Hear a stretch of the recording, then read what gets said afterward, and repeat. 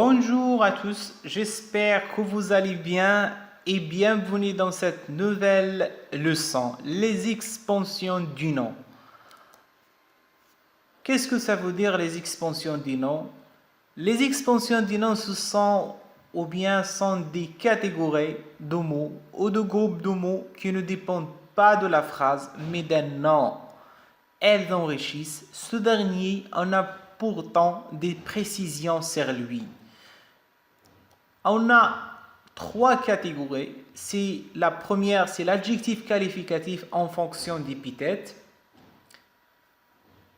Aussi bien l'adjectif épithète, ou bien quand il est épithète, il est placé à côté des noms sans être séparé par un verbe ou par un signe de ponctuation. On va voir ça dans les exemples pour mieux comprendre. La robe rouge n'est pas très belle. Donc l'adjectif qualificatif rouge est épithète du nom robe. Donc rouge, c'est une expansion du nom de la robe. La troisième catégorie, c'est le complément du nom. Il est placé juste après le nom qu'il complète et ne peut pas être déplacé. Et dans ce cas-là, on différencie deux types. Le groupe prépositionnel, elle donne des informations sur le possesseur, la matière, la qualité ou bien l'origine. Exemple, une machine à laver. À laver, c'est une expansion du nom dans ce cas-là.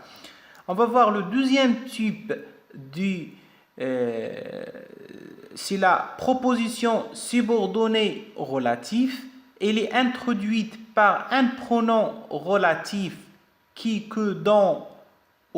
remplace le nom qu'elle enrichit et on appelle souvent antécédent. Exemple, cette maison a des volets qui s'ouvrent difficilement. Donc, s'ouvre difficilement, c'est une expansion du nom. La troisième catégorie et la dernière, c'est la position. Est un groupe nominal ou infinitif placé à côté du nom qu'elle complète. Elle sépare du nom par une virgule et désigne la même réalité que le nom.